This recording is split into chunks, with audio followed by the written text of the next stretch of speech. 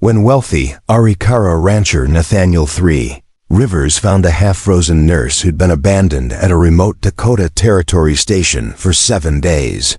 Clutching a medical bag she refused to release even as death's doctor, he had no idea that saving her life would spark a love story that would defy every law of the frontier and change the course of history itself. Before we jump back in, tell us where you're tuning in from, and if this story touches you, make sure you're subscribed, because tomorrow I've saved something extra special for you. The November wind cut across the Dakota Territory like a blade forged in the heart of winter, carrying with it the promise of the harshest season the northern plains had seen in a generation. Snow had been falling for 3 days straight, transforming the rolling grasslands into an endless white sea that stretched from horizon to horizon. In this desolate landscape, where even the hardiest souls sought shelter, Nathaniel III Rivers rode alone at 34. Nathaniel commanded respect across 3 territories, not just for his wealth, but for his reputation as a man who honored both his Arikara heritage and the changing world around him. His ranch, the Thunder Creek Spread, encompassed nearly 50,000 acres of prime grazing land, supporting over 10,000 head of cattle and employing more than 100 men of all races and backgrounds.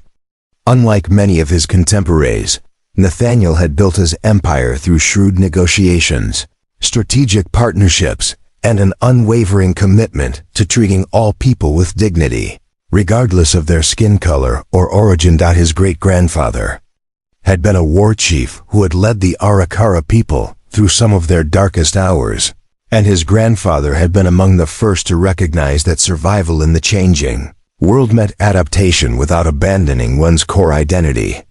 Nathaniel's father had married a Scottish woman named Catherine MacLeod, and together they had built the foundation of what would become the Thunder Creek Empire. Now as Nathaniel rode through the blizzard on his black stallion Storm Walker, he carried the weight of that legacy on his shoulders.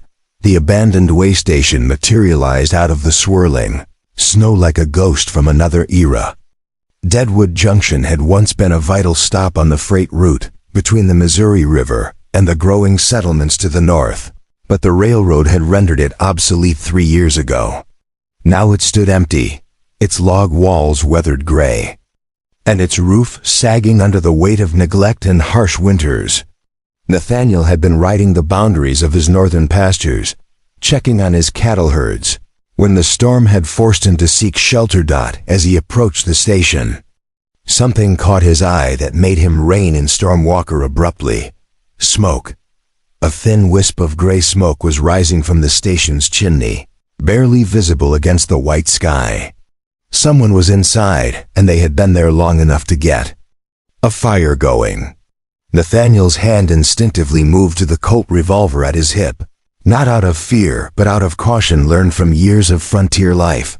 He dismounted and tied Storm Walker to a post that had once held a sign, welcoming travelers to Deadwood Junction. The wind howled around the building, driving snow through every crack and crevice. Nathaniel pushed open the heavy wooden door, and the scene that greeted him stopped him cold. A woman sat huddled near a small fire in the stone fireplace, her back pressed against the wall as if she were trying to disappear into the very logs themselves. She was conscious but barely so, her lips blue with cold and her entire body shaking with violent tremors. Her auburn hair, what he could see of it beneath a worn woolen cap, was matted with ice crystals, and her face was pale as the snow outside. But what struck Nathaniel most was what she clutched in her arms like a lifeline. A black leather medical bag, the kind carried by doctors and nurses, was pressed against her chest. Even in her weakened state, her fingers were wrapped around its handle with a grip that spoke of desperate determination. The bag was old but well maintained, its surface scarred from years of use, but still bearing the faint embossed image of a red cross. Nathaniel approached slowly, his boots crunching on the debris scattered across the floor. The woman's eyes fluttered open at the sound, and he found himself looking into the most striking green eyes he had ever seen. They held a mixture of fear, hope, and something else that he couldn't quite identify. Something that spoke of inner strength, despite her physical condition. "Ma'am," Nathaniel said softly, his voice carrying the gentle authority that had served him well in dealing with frightened animals and desperate people. "I'm here to help. My name is Nathaniel Three Rivers. Can you tell me your name?" The woman tried to speak, but only a weak whisper emerged from her cracked lips.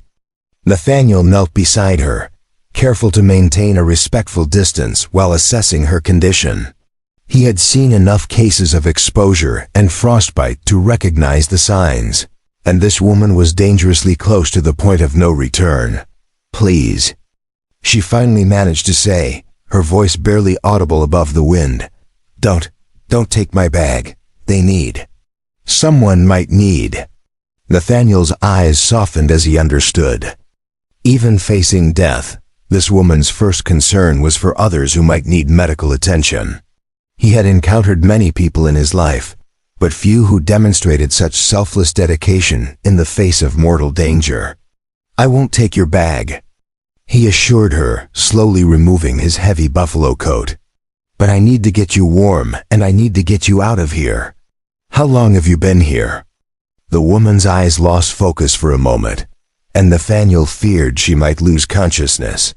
But then she rallied, her grip tightening on the medical bag. 7 days, she whispered. "The stage ... it left without me. I was helping sick child in the last town. When I got back to the station, they were gone. 7 days. Nathaniel felt a surge of anger at the thought of anyone leaving a woman stranded in such a remote location, especially with winter approaching. But anger wouldn't help her now. He needed to act quickly if he was going to save her life. "What's your name?" he asked again, wrapping his coat around her shoulders. The garment was enormous on her small frame, but it would help trap what little body heat she had left. "Victoria," she replied, her voice growing stronger as the warmth of the coat began to penetrate her frozen limbs. "Victoria Hayes. I'm a nurse. I was traveling to Fort Mackenzie to help with a typhoid outbreak." Nathaniel nodded, filing away this information. Fort Mackenzie was at least 150 miles to the north, and it would take days to reach it under normal conditions. In this weather, it might as well have been on the moon. "Well, Miss Hayes," Nathaniel said, scooping her up in his arms with surprising gentleness for such a large man. "You're not going to Fort Mackenzie today, but you're going to live, and that's what matters right now."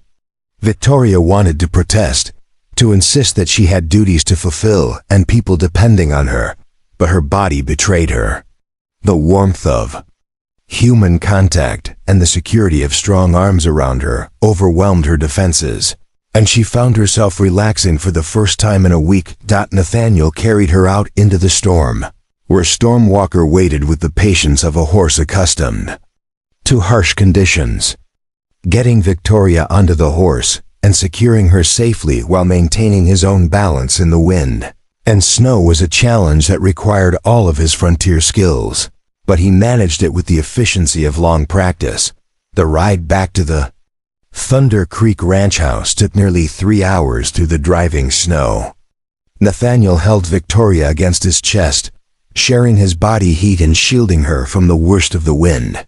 She drifted in and out of consciousness during the journey, but even in her delirium, she never loosened her grip on the medical bag. As they rode, Nathaniel found himself studying her face in the brief moments when the wind died down enough to see clearly. Even in her weakened state, there was something about Victoria Hayes that intrigued him. Her features were delicate but strong, with high cheekbones and a determined jawline that spoke of character and resilience. Her hands, though small and currently white with cold, bore the calluses and stains of someone who worked with them regularly. This was not a pampered city woman playing at being a frontier nurse. This was someone who had dedicated her life to healing others. When the lights of the Thunder Creek Ranch House finally appeared through the snow, Nathaniel felt a wave of relief wash over him. The house was a magnificent structure, built of local Preparing and narrating this story took us a lot of time, so if you are enjoying it, subscribe to our channel. It means a lot to us now. Back to the story. Stone and timber, with wide porches and tall windows that commanded a view of the surrounding valley. It was a home that reflected both wealth and practicality, designed to withstand the harsh Dakota winters while providing comfort and elegance for its inhabitants. Nathaniel's housekeeper, a formidable Lakota woman named Anna Spotted Elk, met them at the door. She was in her 50s, with silver-streaked hair braided in the traditional style and eyes that missed nothing. She had been with the Three Rivers family for more than 20 years, and Nathaniel trusted her judgment implicitly. "What have you brought home this time, Nathaniel?" Anna asked, but her voice held concern rather than reproach as she saw Victoria's condition. "A nurse," Nathaniel replied, carrying Victoria into the warm house. "She's been stranded at Deadwood Junction for 7 days. She needs immediate attention." Anna's expression grew serious as she examined Victoria's pale face and trembling limbs. "Frostbite," she said grimly, "and exposure. Get her into the guest room. I'll prepare warm blankets and hot broth." The guest room was located on the ground floor, a comfortable space with a large fireplace and windows that looked out over the ranch's horse corrals. Nathaniel laid Victoria gently on the bed, careful not to jostle her too much. She was barely conscious now, her breathing shallow and rapid. "The bag," Victoria whispered as Nathaniel began to remove his heavy coat from around her shoulders. "Please lose the bag."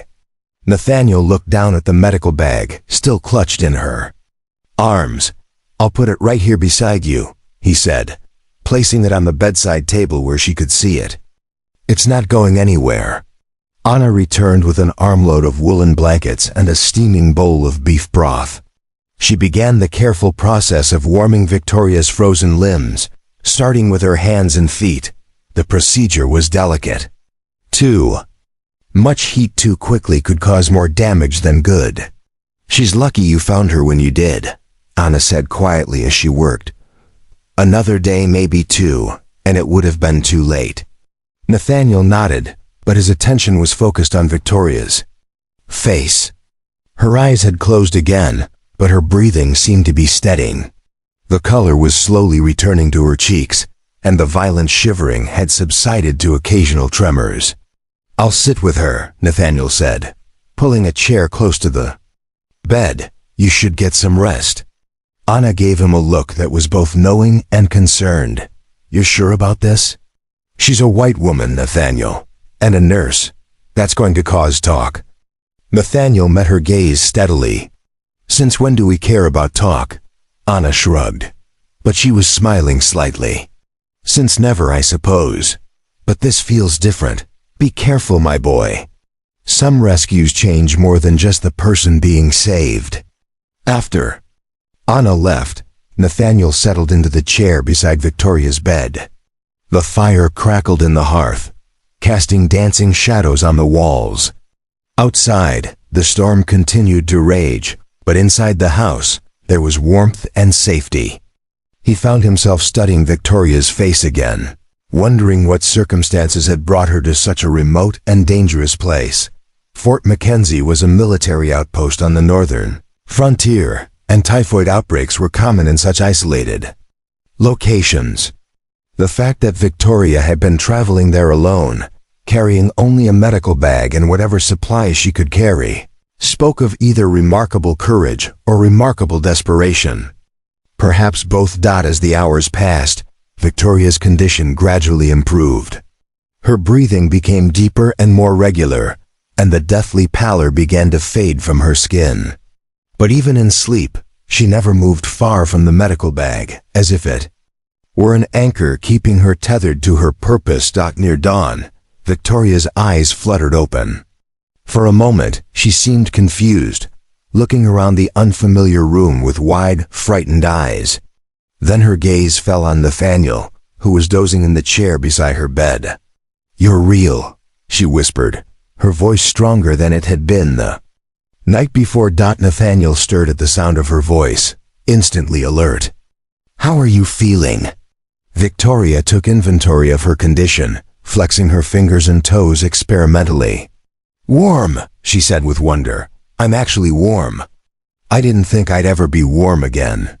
"You gave me quite a scare," Nathaniel said, leaning forward in his chair. 7 days in that place.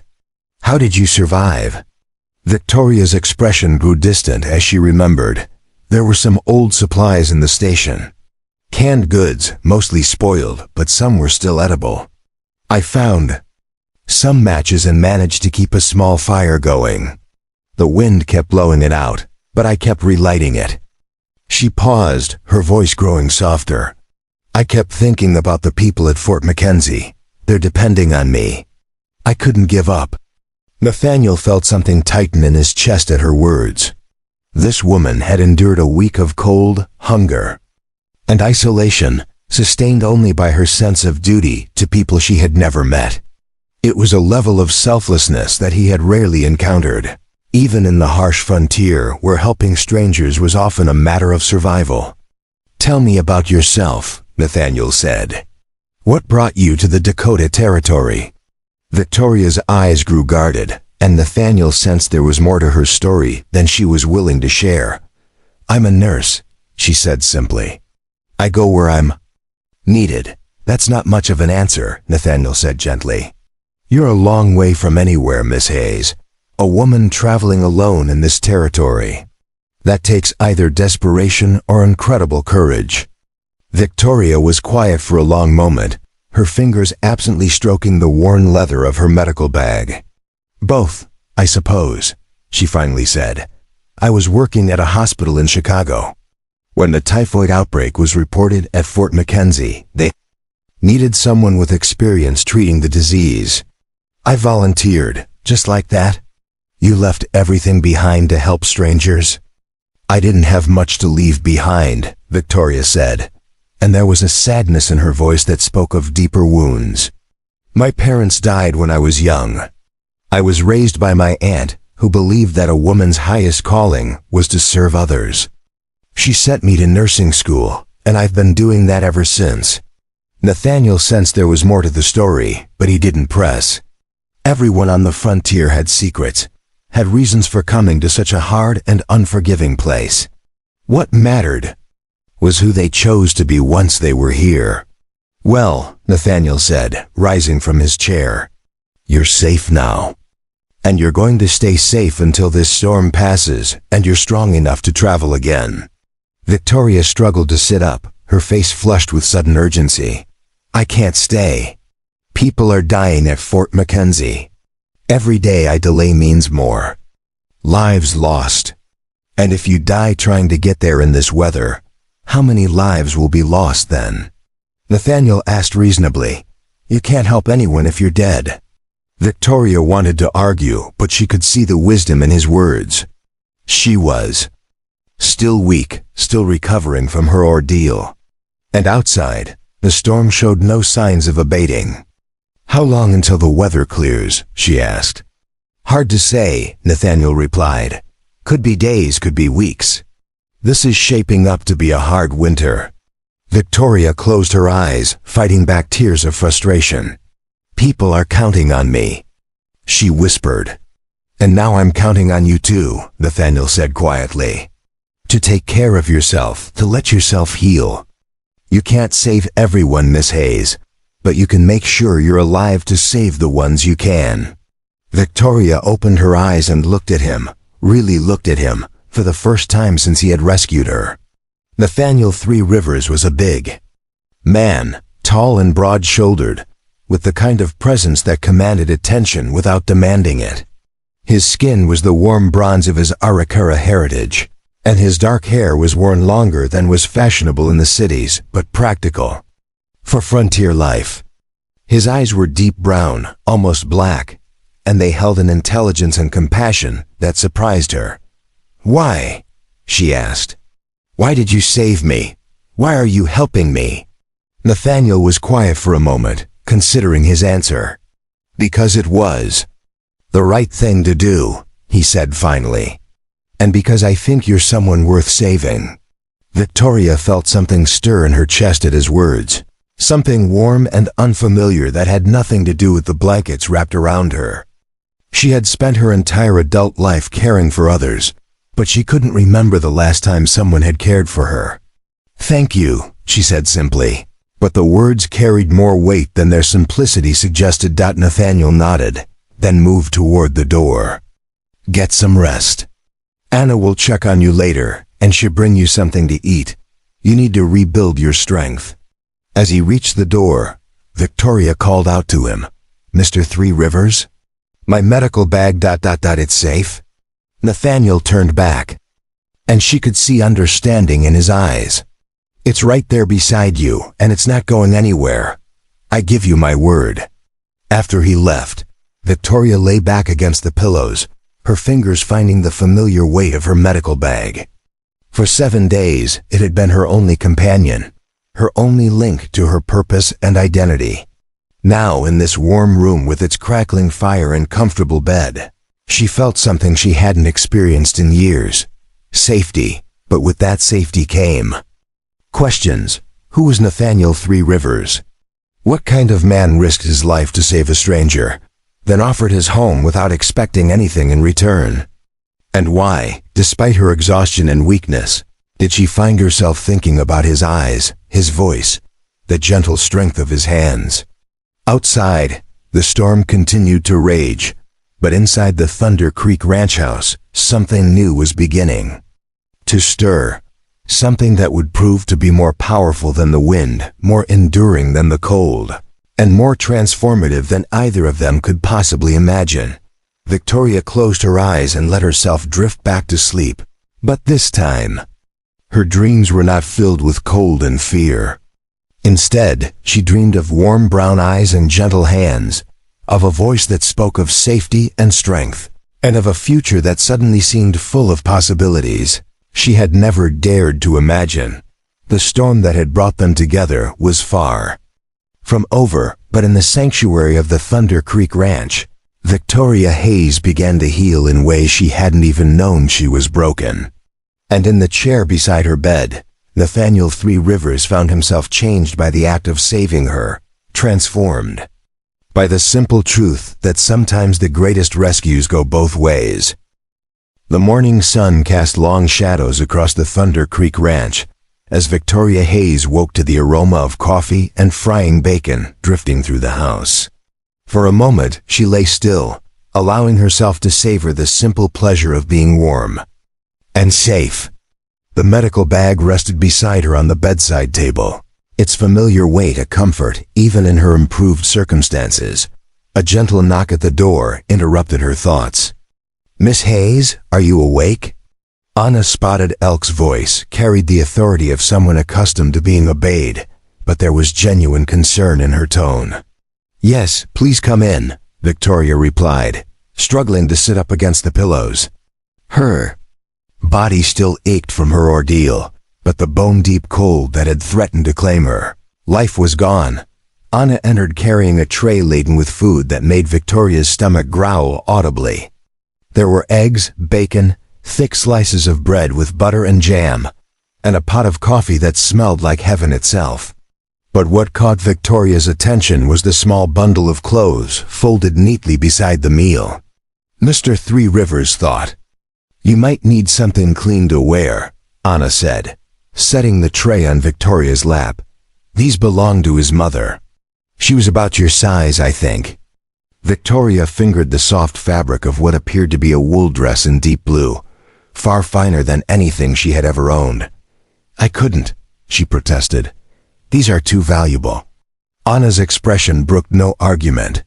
Catherine Three Rivers would have wanted her clothes to help someone in need. She was that kind of woman. Besides, your own dress is beyond saving. We had to cut it off you yesterday. The reality of her situation hit Victoria with sudden force. She had nothing left, except her medical bag and the knowledge in her head. No money, no clothes, no way to continue her journey to Fort Mackenzie. The independence she had fought so hard to maintain throughout her life had been stripped away in a single week of survival. I need to send a telegram to Fort Mackenzie, Victoria said, her voice tight with urgency. They're waiting for me. They need to know what happened. Anna paused in her arrangement of the breakfast items. The telegraph lines are down. Have been for 3 days, thanks to the storm. Even if they weren't, the nearest telegraph office is in Bismarck, and that's a hard day's ride in good weather. Victoria's heart sank. Every day she was delayed meant more lives lost to the typhoid outbreak. She had seen the disease ravage communities. Before, knew how quickly it could spread in the close quarters of a military fort. The longer she waited, the more people would die. I have to find a way to get there, she said, pushing the breakfast tray aside and attempting to rise from the bed.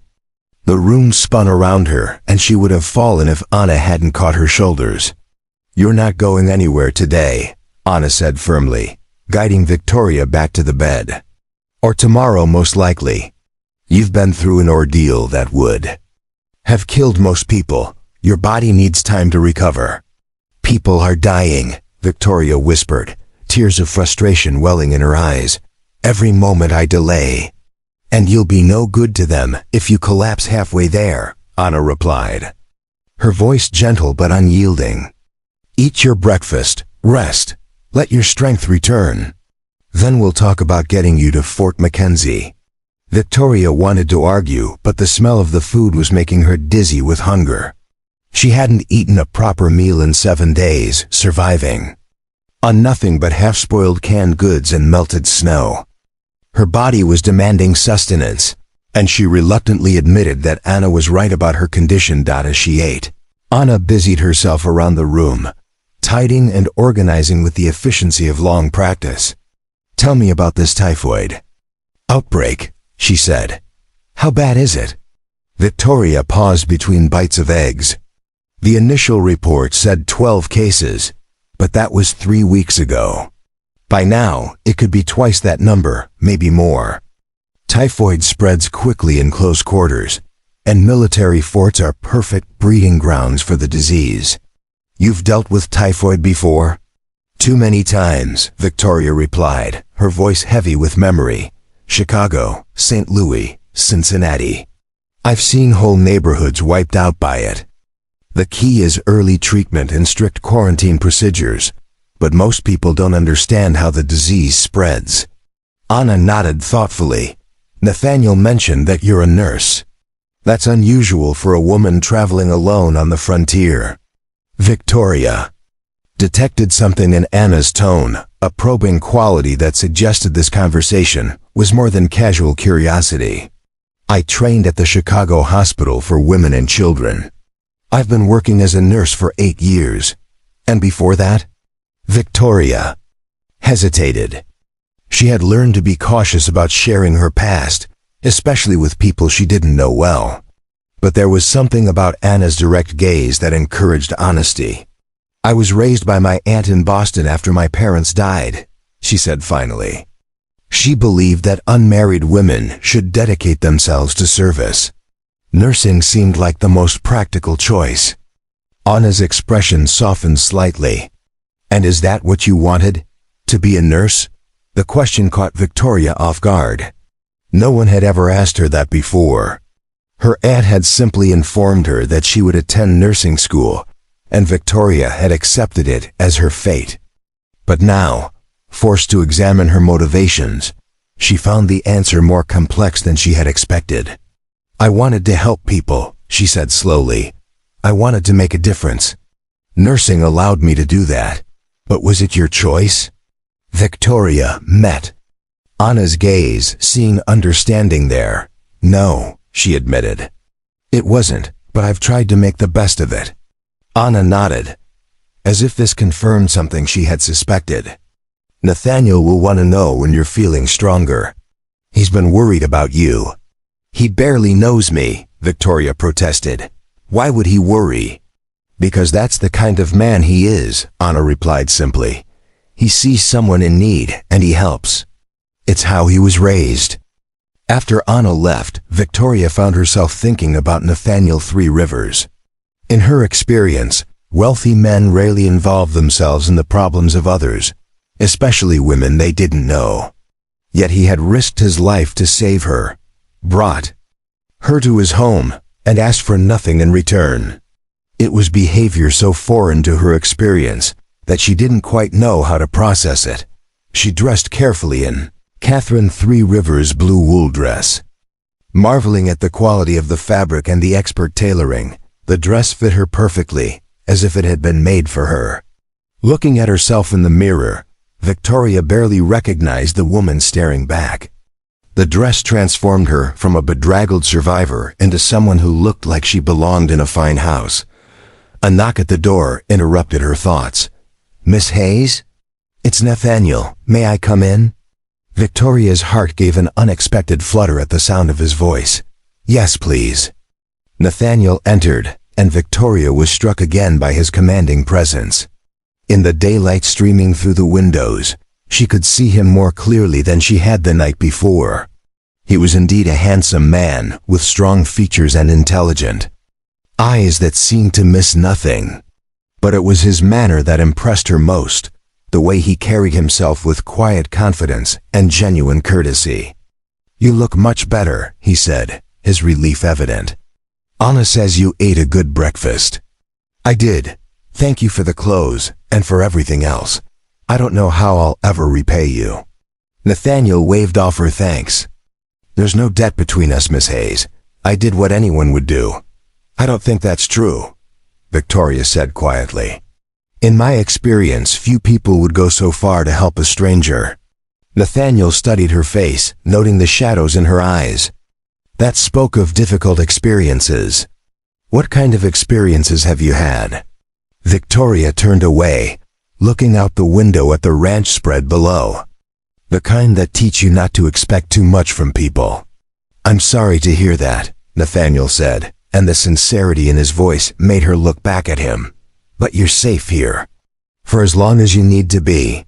"I can't stay long," Victoria sighed, returning to her familiar refrain. "People are depending on me at Fort Mackenzie." "I know," Nathaniel replied. "And I've been thinking about that. The storm should break in a day or two, and when it does, I'll take you there myself." Victoria stared at him in surprise. "You'd do that? It's a dangerous journey, and you have your own responsibilities here." "My foreman can handle the ranch for a few days," Nathaniel said. "And yes, I'd do that. The question is whether you're willing to let me help you." Victoria found herself speechless. In her adult life, she had learned to rely only on herself, to expect nothing from others. The idea that someone would voluntarily undertake such a journey for her sake was almost incomprehensible. "Why?" she asked finally. "Why would you help me like this?" Nathaniel was quiet for a long moment, his gaze steady on her face. "Because I think what you're doing is important. Because I think you're someone worth helping. And because—" He paused, as if searching for the right words. "Because I've never met anyone quite like you, Victoria Hayes." The way he said her name made something warm unfurl in Victoria's chest. She had been called many things in her life, but rarely had anyone made her name sound like something precious. "I don't understand," she said softly. "Neither do I," Nathaniel admitted. "But I know that finding you in that station changed something for me. I can't explain it, but I don't want to let you go without knowing that you're safe." Victoria felt tears prick her eyes, but these were different from the tears of frustration she had shed earlier. These were tears of gratitude, of wonder, of something that felt dangerously close to hope. "I should warn you," she said, trying to lighten the mood. "I'm not very good company. I don't know how to make small talk, and I'm probably the most practical person you'll ever meet."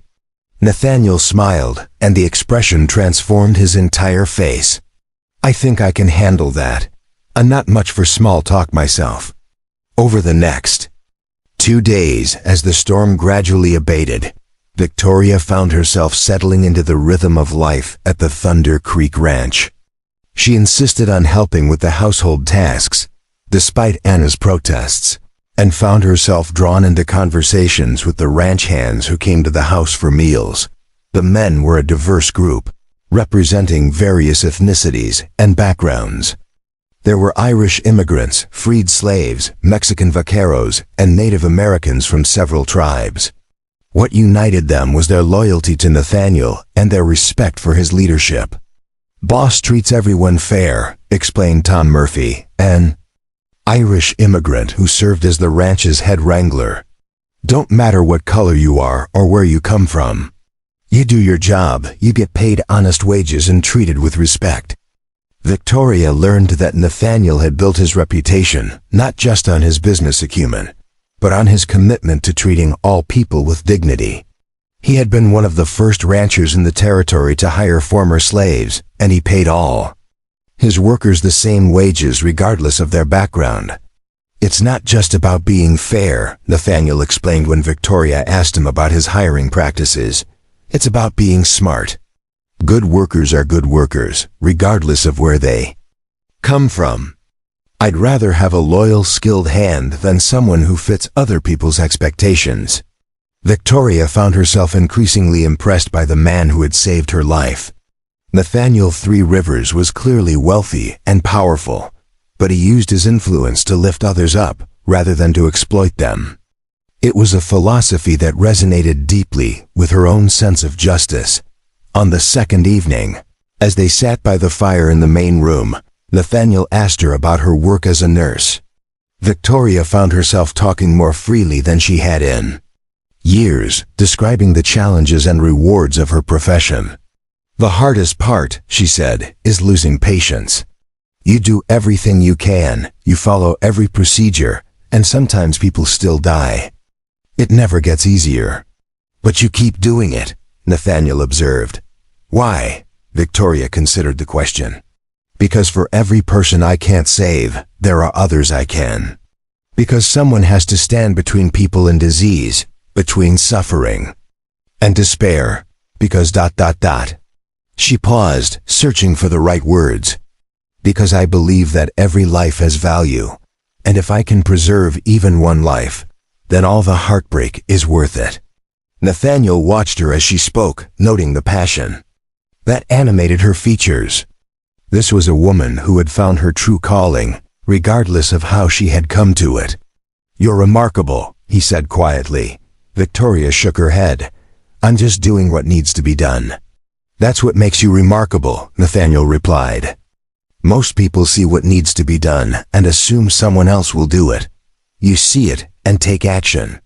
The conversation was interrupted by Anna, who entered with a pot of fresh coffee and a concerned expression. "Nathaniel, you need to see this," she said, handing him a piece of paper. Nathaniel read the message, his face growing grave. "It's from my foreman in the North Pasture," he explained to Victoria. "They found some of the cattle showing signs of illness. It could be nothing, but with this weather...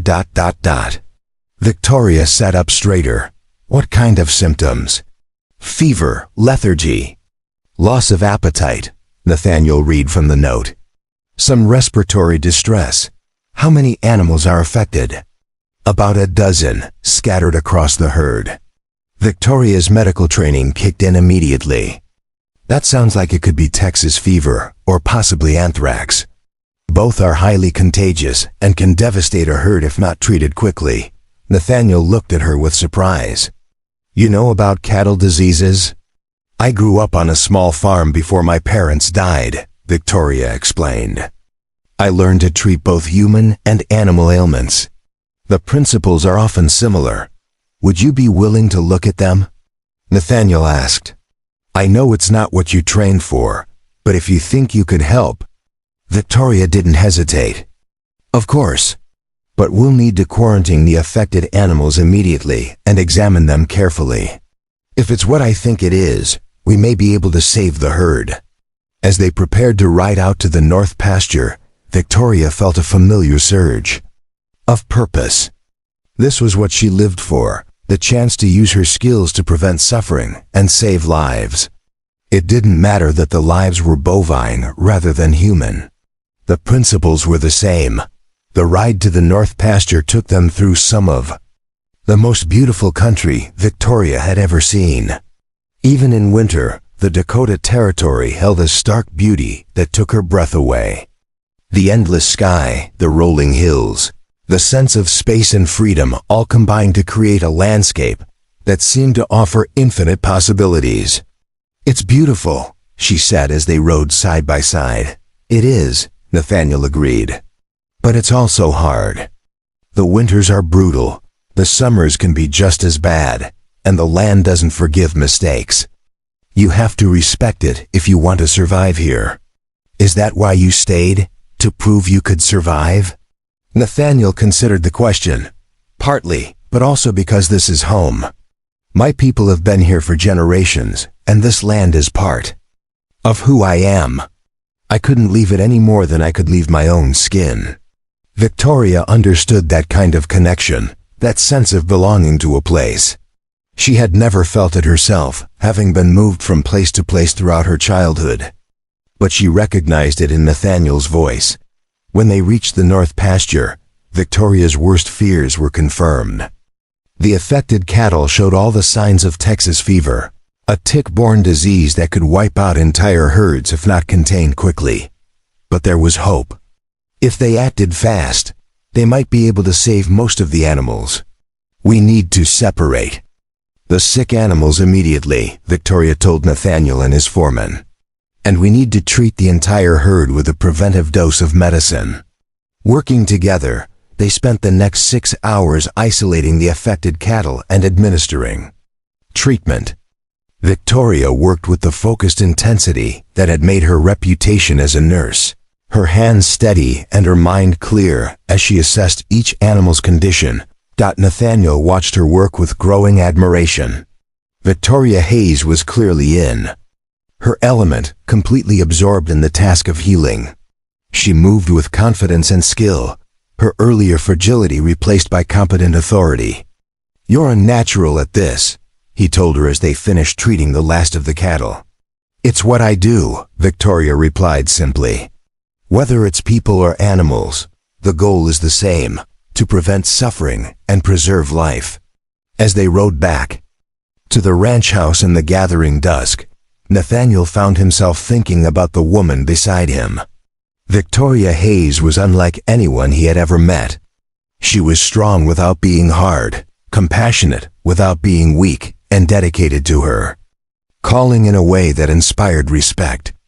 "The storm should be clear by tomorrow," he said as they approached the house. "If you're still determined to go to Fort McKenzie, we can leave first thing in the morning." Victoria nodded, but for the first time since her rescue, she found herself reluctant to leave. The Thunder Creek Ranch had become more than just a refuge.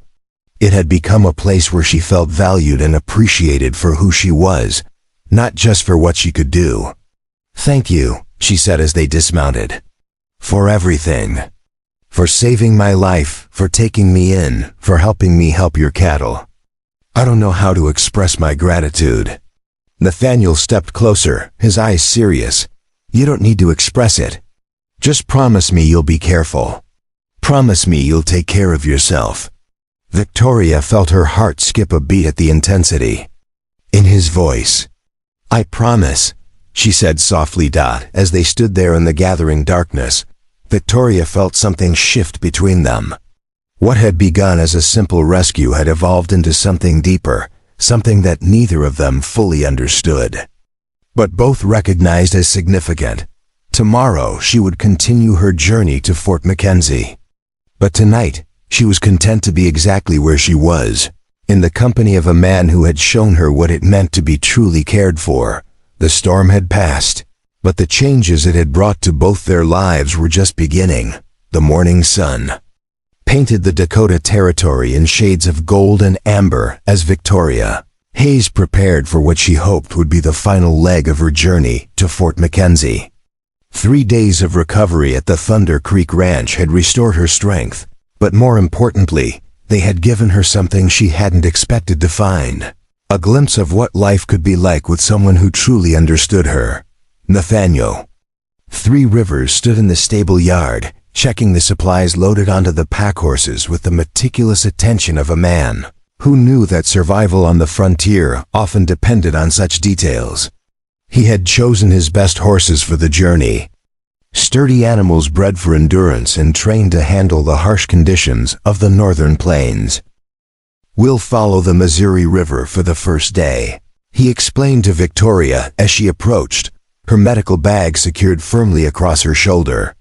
"It's longer than the direct route, but safer. The river valley provides shelter from the wind, and there are way stations where we can rest if needed."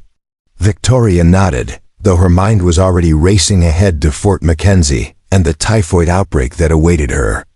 Every hour of delay meant more lives at risk, and despite her growing feelings for Nathaniel, she couldn't shake the urgency that had driven her across half the continent. "How long will it take?" she asked, accepting his help as she mounted her horse, a gentle Marie named Starlight. 3 days, maybe 4 if the weather turns bad," Nathaniel replied, swinging easily into his own saddle. "We'll push hard, but not so hard that we exhaust the horses. Getting there alive is more important than getting there quickly." As they rode out from the ranch, Victoria turned back for one last look at the place that had become a sanctuary. Anna Spotted Elk stood on the porch, her weathered face creased with concern. The older woman had pulled Victoria aside that morning, speaking words that still echoed in her mind. "That man has been alone for too long," Anna had said, her voice carrying the weight of years of observation. "He's forgotten how to let people close.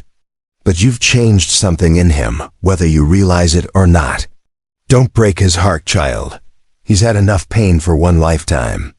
Victoria had wanted to protest that she barely knew Nathaniel, that their acquaintance was measured in days rather than months or years. But even as the words formed in her mind, she knew they would be a lie. Sometimes connection happened quickly, striking like lightning and leaving everything changed in its wake. The first day of their journey passed without incident, the miles flowing by beneath the steady hoofbeats of their horses.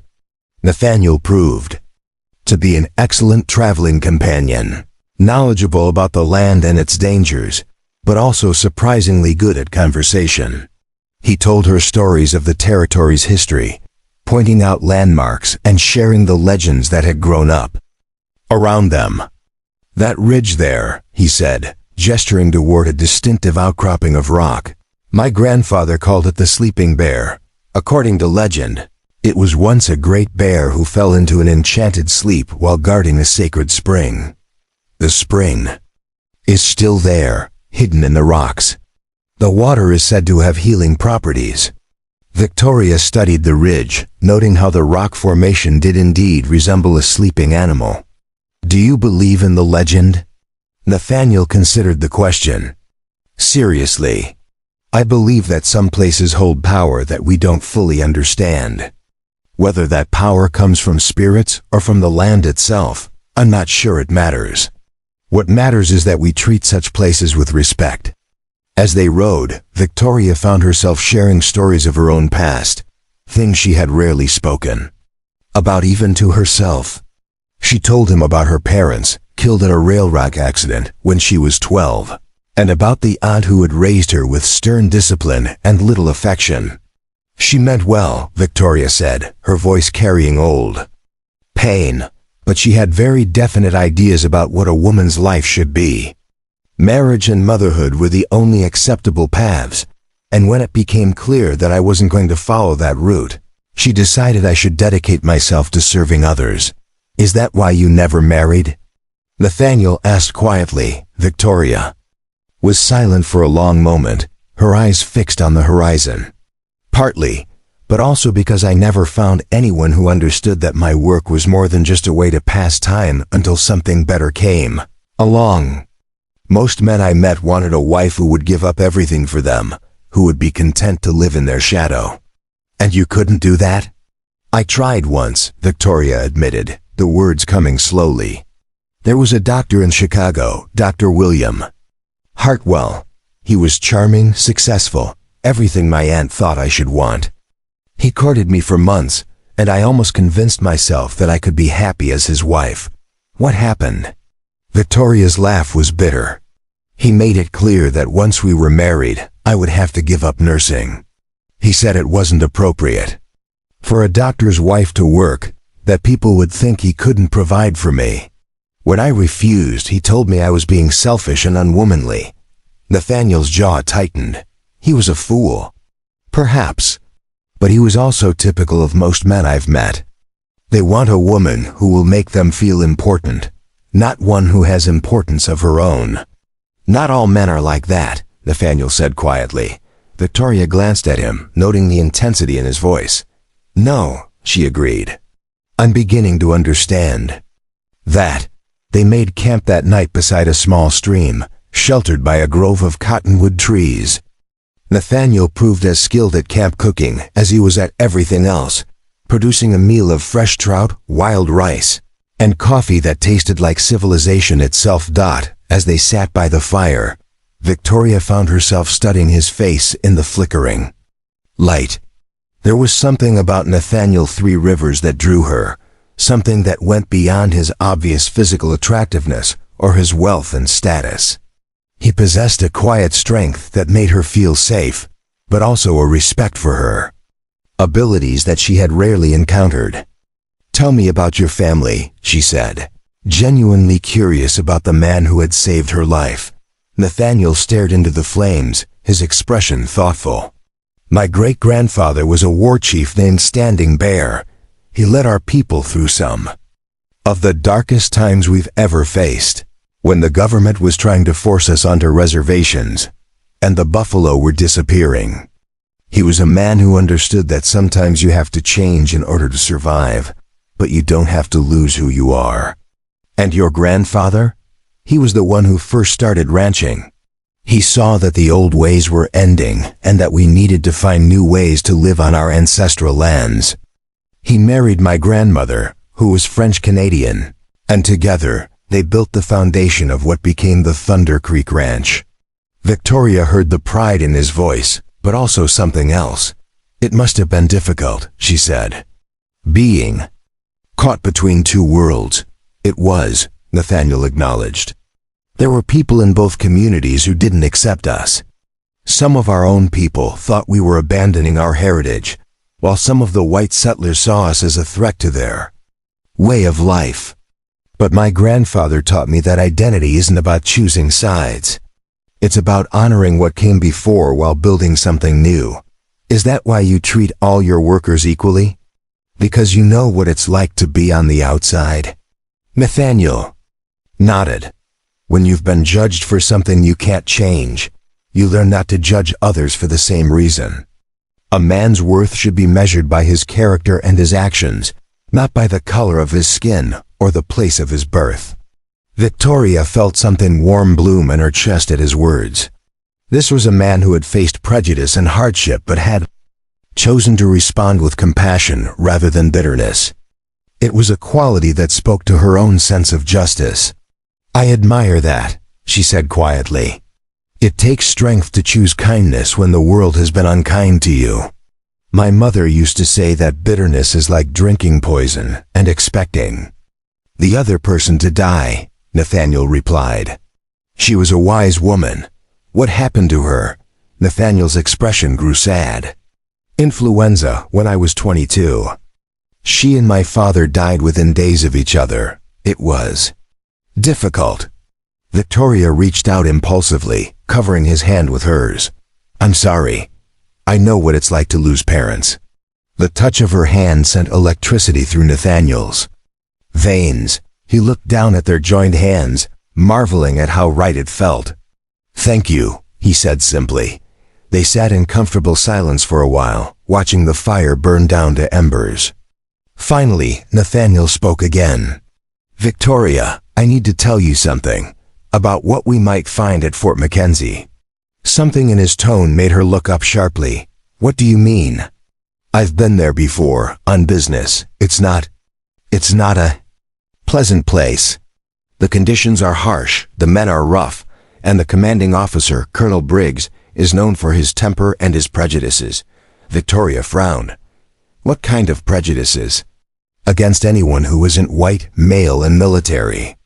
He's not going to be happy about a woman treating his men, especially not one who arrives with an Indian escort. The words hit Victoria like a physical blow. She had been so focused on the medical emergency that she hadn't considered the social complications of her arrival. "Maybe you should leave me at the gates," she said reluctantly. "I don't want to cause trouble for you." "Absolutely not," Nathaniel said firmly. "I'm not leaving you to face that alone. Besides, Briggs may be prejudiced, but he's not stupid. If his men are dying of typhoid, he'll accept help from anyone who can provide it." Victoria wasn't entirely convinced, but she appreciated his determination to see her safely to her destination.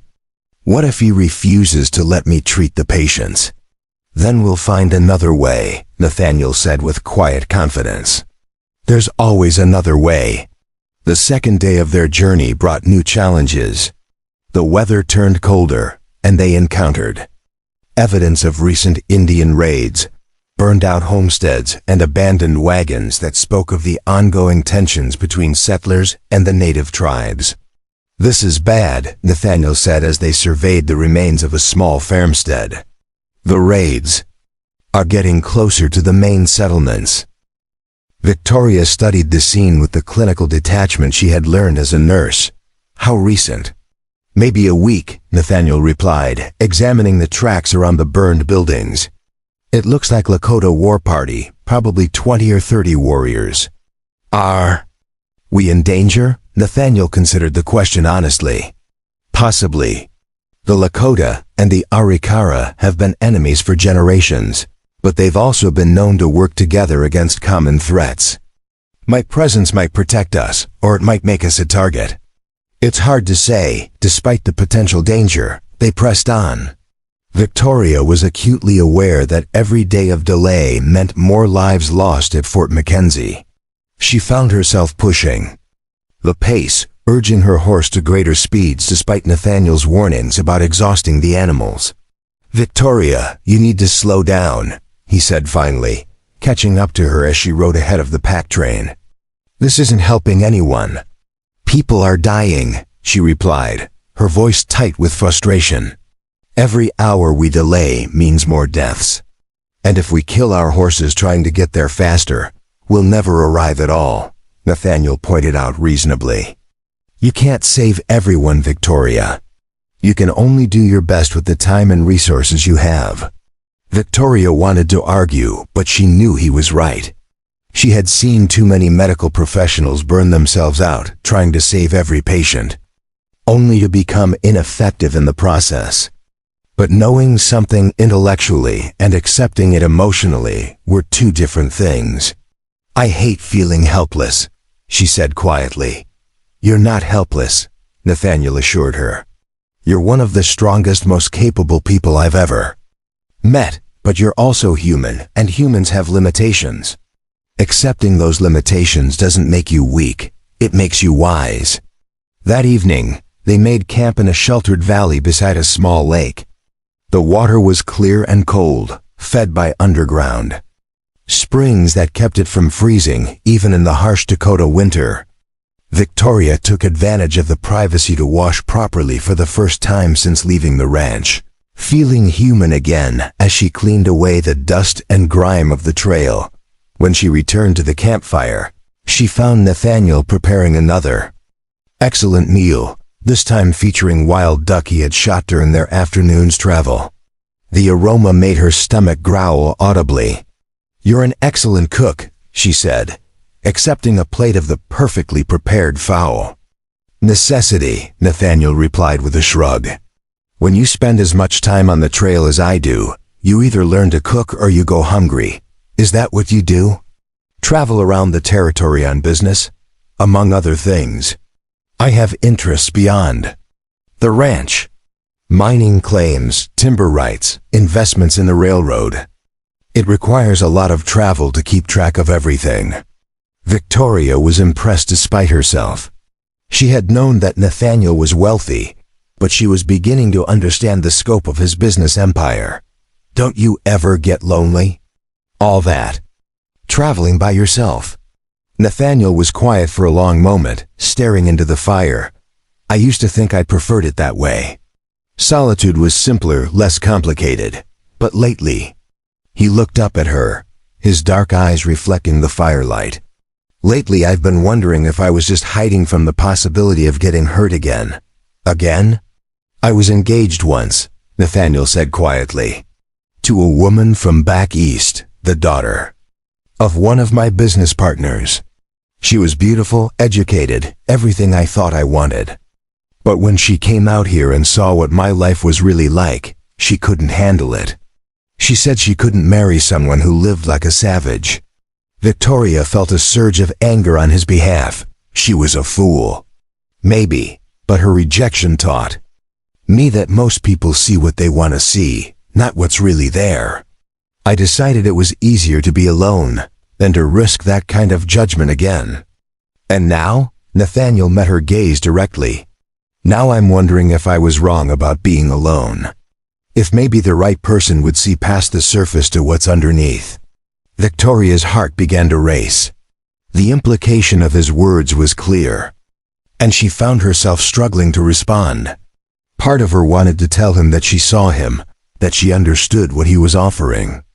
But another part, the part that had been hurt and disappointed too many times, warned her to be cautious. Nathaniel, she began, then stopped, unsure how to continue. You don't have to say anything, he said gently. I know this is complicated. I know you have responsibilities, a life that doesn't include me.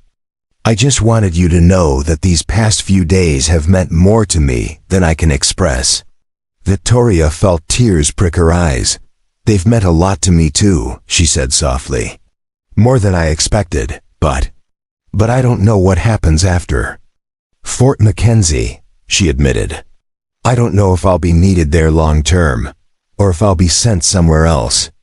My life has never been my own to control. It could be, Nathaniel said quietly. You could choose to make it your own. The idea was both thrilling and terrifying. Victoria had never considered the possibility of choosing her own path, of deciding where she wanted to be and with whom. It was a freedom she had never imagined possible. I don't know how, she said honestly. Neither do I, Nathaniel replied. But maybe we could figure it out together. The third day of their journey brought them within sight of Fort Mackenzie, and Victoria's anxiety began to mount. The military post sat on a bluff overlooking the Missouri River, its wooden palisades and stone buildings a stark reminder of the tensions that defined frontier life. Even from a distance, she could see that something was wrong. There were too few people moving about, and the usual bustle of military activity was notably absent. It's worse than I thought, she said, her medical training allowing her to read the signs that others might miss. How can you tell? Look at the activity level, Victoria explained. In a healthy fort, there should be constant movement, soldiers drilling, people working. That place looks like a ghost town.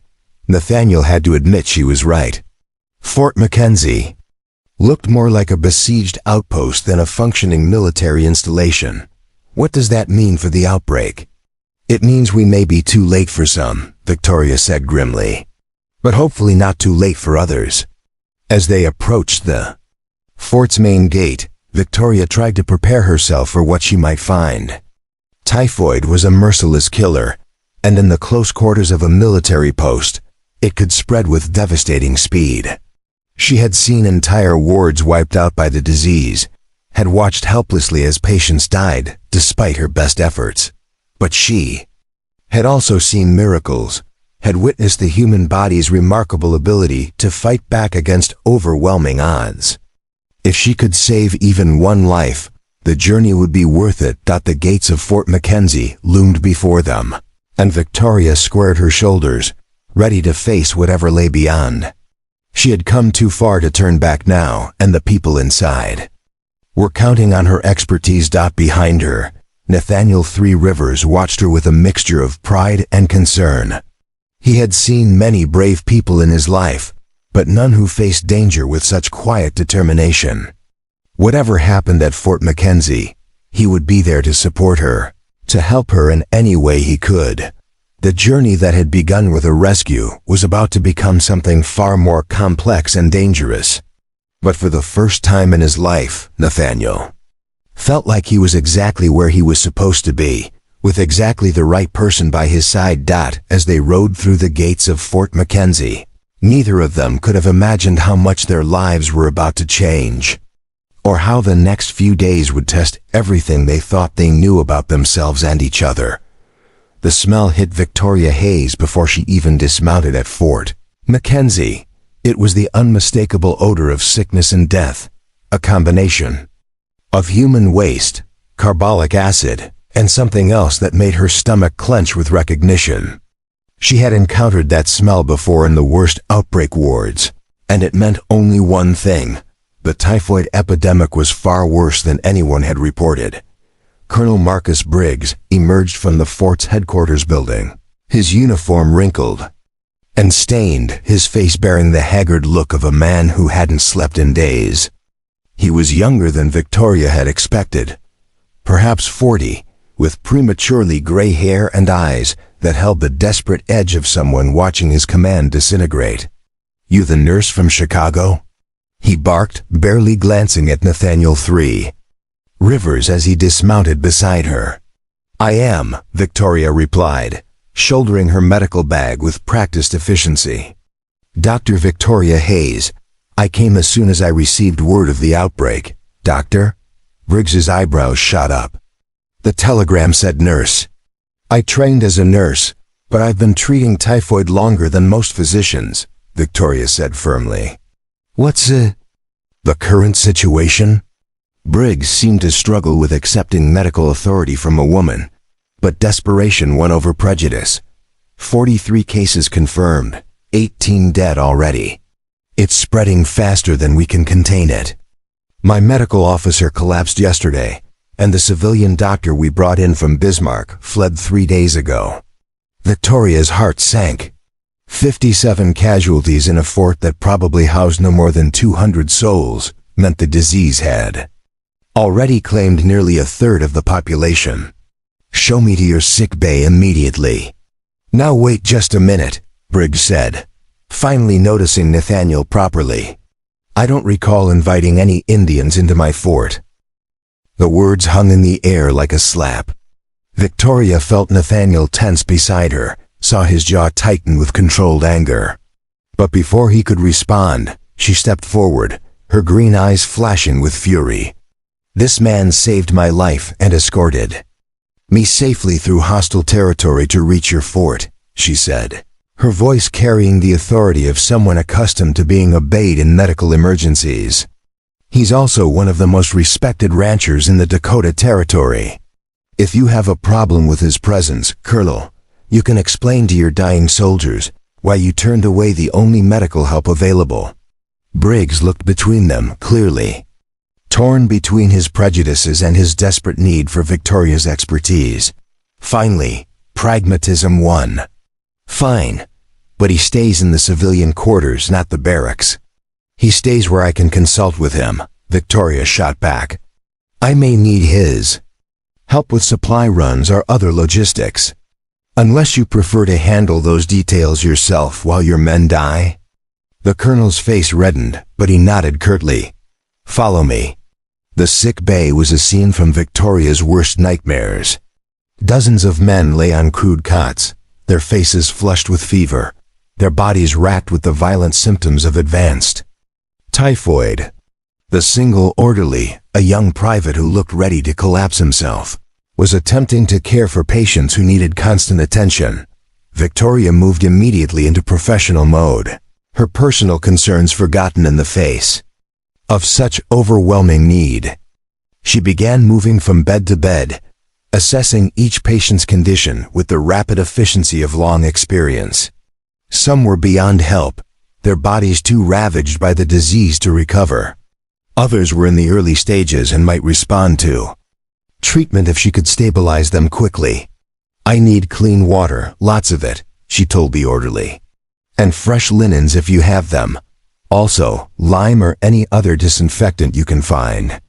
"Ma'am, we've been boiling water, but the well might be contaminated," the young soldier replied.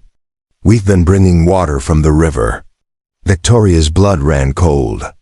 If the fort's water supply was contaminated, that would explain the rapid spread of the disease. "Show me this well immediately." The fort's water source was indeed the problem. A cursory examination revealed that the well had been dug too close to the latrines, allowing sewage to seep into the water table. It was a basic sanitation error that had turned the fort's life source into a delivery system for death. "Colonel Briggs," Victoria said when she found him in his office, "your well is contaminated. Every drop of water from that source is spreading the disease. You need to seal it immediately and find an alternative water source." "That's impossible," Briggs protested. "That well has served this fort for 5 years without problems. And now it's killing your men," Victoria replied bluntly. "I've seen this before. The sewage has contaminated the water table. Every time someone drinks from that well, they're ingesting typhoid bacteria." The colonel's face went pale as the implications hit him. "But that's our only water source. The river is half a mile away." "Then you'll have to haul water from the river," Victoria said. "And you'll have to do it starting now. Every hour of delay means more infections." Briggs looked around helplessly. "I don't have enough healthy men to haul water for the entire fort." "Then use the civilians," Nathaniel said quietly from the doorway. "And I'll help organize it." Victoria felt a surge of gratitude toward him. While she had been focused on the medical emergency, he had been thinking about the logistics of keeping the fort functioning. "I can't ask civilians to risk exposure," Briggs said weakly. "You're not asking," Nathaniel replied. "I'm volunteering. And I'll bet there are others who will too, if you approach them right."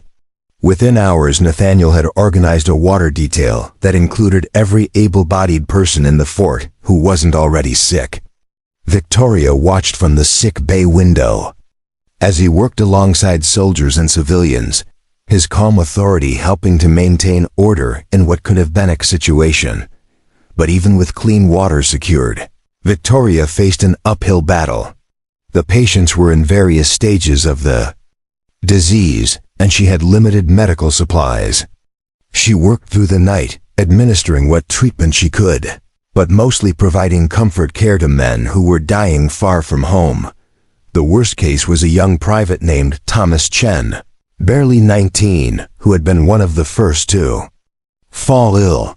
His fever was so high that he was delirious, calling out for his mother in a mixture of English and what sounded like Chinese. Victoria sat beside his bed, cooling his forehead with damp cloths and speaking to him in gentle tones. "Is there anything more we can do for him?" Nathaniel asked, appearing beside her with a cup of coffee. Victoria shook her head wearily. "His body is fighting, but the disease has too much of a hold. All I can do is try to make him comfortable." "You've been working for 18 hours straight," Nathaniel observed. "You need rest." "I can't rest while people are dying," Victoria replied, though she could feel exhaustion pulling at her like a physical weight. "You can't save them all," Nathaniel said gently, echoing words he had spoken during their journey. "And you won't save anyone if you collapse from exhaustion." Victoria knew he was right, but the thought of stopping, even for a few hours, seemed like a betrayal of the men who were counting on her. She had seen too many medical professionals burn out in similar situations, becoming ineffective precisely when they were needed most. "Just a few more hours," she said. "I want to check on the new cases that came in this afternoon." But even as she spoke, Victoria could feel her hands beginning to shake from fatigue. She had been running on adrenaline and determination, but her body was approaching its limits. When she stood up from Private Chun's bedside, the room swayed. Around her, Nathaniel caught her arm steadily. "That's enough," he said firmly. "You're going to rest whether you want to or not." "I can't leave them," Victoria protested weakly. "You're not leaving them," Nathaniel assured her. "The orderly can handle things for a few hours, and I'll stay here to help. But you need sleep, or you're going to be no good to anyone." "Victoria." Wanted to argue, but the combination of exhaustion and Nathaniel's steady presence wore down her resistance. She allowed him to guide her to a small room that had been set aside for her use, a cramped space that had once been a supply closet, but now seemed like luxury. "Thank you," she said as she sank onto the narrow cot. "For everything. For bringing me here, for organizing the water detail, for ... For caring about you," Nathaniel finished quietly. "That's what people do when they care about someone." Victoria looked up at him, seeing something in his eyes that made her heart race despite her exhaustion. "Nathaniel, Sleep," he said gently, brushing a strand of hair from her forehead. "We'll talk later." Victoria closed her eyes, and for the first time in days, she allowed herself to truly rest. But even in sleep, she was aware of Nathaniel's presence nearby, a steady comfort that helped quiet the fears and anxieties that had been driving her. She woke 6 hours later to find that the crisis had deepened. 3 more soldiers had died during the night, including young Private Chen. Victoria felt the familiar stab of grief and guilt that came with losing a patient, but she forced herself to focus on the living. "The good news is that no new cases were reported overnight," the orderly told her. "The clean water seems to be helping." Victoria nodded, though she knew it would be several days before they could be sure the epidemic was under control. Typhoid had a long incubation period, and there could be more cases brewing that hadn't yet shown symptoms. Over the next 2 days, Victoria worked tirelessly to treat the existing cases while implementing strict sanitation protocols to prevent further spread. She taught the healthy soldiers how to properly disinfect surfaces, how to handle the sick without becoming infected themselves, and how to recognize the early symptoms of typhoid. Nathaniel proved invaluable, not just as a source of supplies and labor, but as a bridge between the military and civilian populations. His calm presence and obvious competence helped maintain morale during the darkest hours of the crisis. "You're a natural leader," Victoria told him as they sat together in the mess hall, sharing a late dinner after another exhausting day. "I learned from watching my grandfather," Nathaniel replied. "He used to say that leadership wasn't about giving orders. It was about making people want to follow you. Is that what you want? To lead people?" Nathaniel considered the question. "I want to make a difference. Whether that's through ranching, business, or helping in situations like this, I'm not sure it matters. What matters is that the work means something." Victoria felt a deep recognition in his words. That was exactly how she felt about her own calling, the sense that her work had to matter, had to make a difference in the world. "I understand that," she said quietly. "It's why I can't just be a conventional wife and mother. I need to know that my life has purpose beyond just existing." "And what if you could have both?" Nathaniel asked. "Purpose and partnership?" Victoria looked at him, seeing the question in his eyes that he wasn't quite ready to ask directly. "I don't know," she said honestly. "I've never had the chance to find out." The conversation was interrupted by a commotion outside. Colonel Briggs burst into the mess hall, his face grim. "We've got a problem," he announced. "Scouts report a large war party heading this way. Lakota, maybe 200 warriors.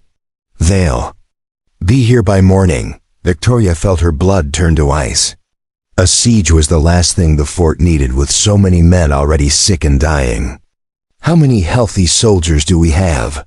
"Maybe 30 who can fight," Briggs replied. "And that's counting the walking wounded." Nathaniel stood up, his face thoughtful. "Let me talk to them," he said.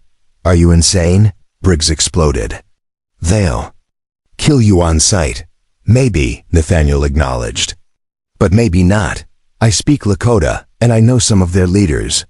If there's a chance to avoid a fight, shouldn't we take it?" Victoria felt her heart stop. The thought of Nathaniel riding out to face a war party was terrifying, but she could see the logic in his proposal.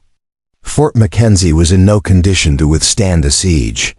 "It's too dangerous," she said, reaching for his hand. "There has to be another way." Nathaniel squeezed her fingers gently. "Sometimes the most dangerous thing is doing nothing," he said. "If I can convince them to pass by peacefully, it could save everyone in this fort." Victoria wanted to protest, to find some other solution that didn't require the man she was falling in love with to risk his life. But she knew he was right. In her medical training, she had learned that sometimes the riskiest treatment was the only one that offered hope. "That I'm going with you," she said firmly. "Absolutely not," both Nathaniel and Colonel Briggs said simultaneously. "You need me here," Briggs added.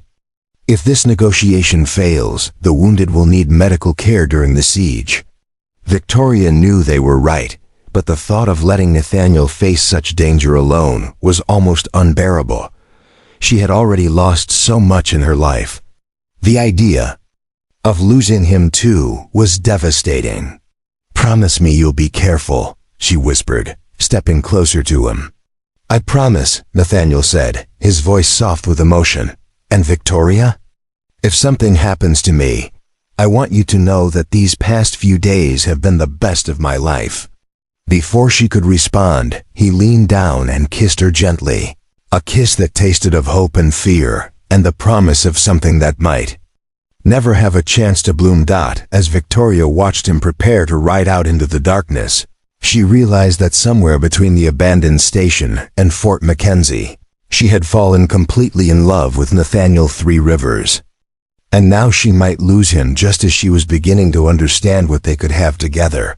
The war party was coming, and everything they had built together hung in the balance. Dawn broke over Fort Mackenzie like a wound across the sky, painting the horizon in shades of red that seemed to echo the blood that had already been spilled within the fort's walls.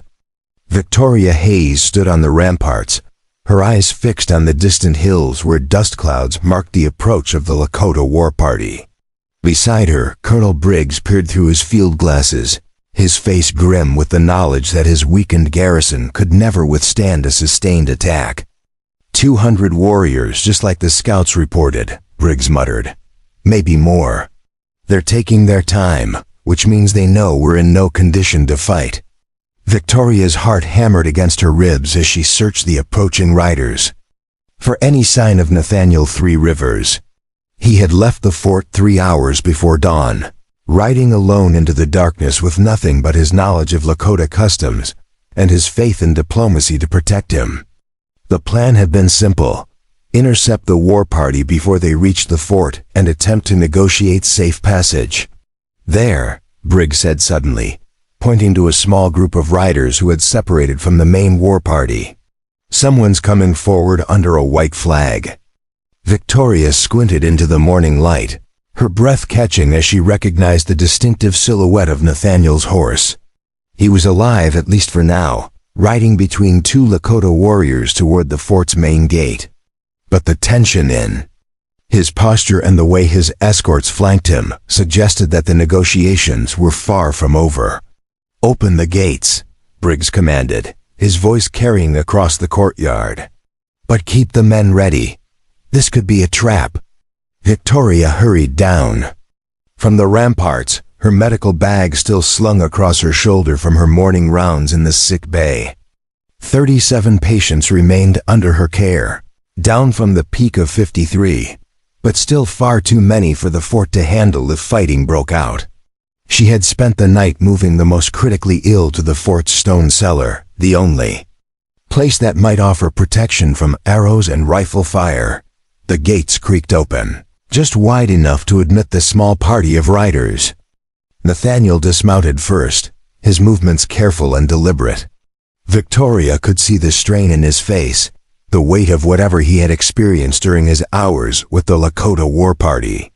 Behind him, 2 warriors remained mounted, their painted faces impassive, but their eyes constantly scanning the fort's defenses. "Colonel," Nathaniel said, his voice hoarse from hours of negotiation, "I'd like you to meet Chief Running Bear of the Hunkpapa Lakota and his war chief, Crazy Horse." Victoria's blood ran cold at the second name. Even she, with her limited knowledge of frontier politics, had heard of Crazy Horse, the legendary warrior who had become a symbol of Lakota resistance. His presence here meant this was no ordinary raiding party. They've agreed to parley, Nathaniel continued, but the situation is complicated. They're not here to attack the fort, at least not primarily. They're pursuing a different enemy entirely. Colonel. Briggs stepped forward, his hand resting on his sidearm. What enemy? It was Running Bear who answered, his English accented but clear. Crow raiders took my daughter 3 days ago. We follow their trail here to this place. They may be hiding in your fort, or they may have passed through. We will know the truth. Victoria felt the pieces clicking into place. The Crow were traditional, enemies of both the Lakota and the Arikara, and Nathaniel's mixed heritage would have made him a natural intermediary. But the accusation that Crow raiders might be using the fort as a refuge was explosive, especially given the current crisis. There are no Crow raiders in this fort, Briggs said stiffly. We would never harbor enemies of the Lakota people. Crazy Horse spoke for the first time, his voice carrying deadly certainty. We will see for ourselves. The tracks lead here. The girl's blood is on the ground outside your walls. Victoria saw Nathaniel's jaw tighten. This was the complication he had been dreading. If the Lakota believed the fort was harboring their enemies, no amount of diplomacy would prevent a massacre. Colonel, Nathaniel said quietly, I suggest you allow them to search the fort. If there's nothing to hide, it will prove you're good. Faith, allow armed hostiles to search my military installation? Briggs's voice rose dangerously. That's out of the question. Then you condemn everyone in this fort to death, Nathaniel replied bluntly. Chief Running Bear has lost his daughter. Crazy Horse has lost warriors tracking the raiders. They're not going to ride away based on your word alone. Victoria stepped forward, her mind racing through the possibilities. What if we compromised? What if Colonel Briggs and I conducted the search ourselves, with Chief Running Bear as an observer?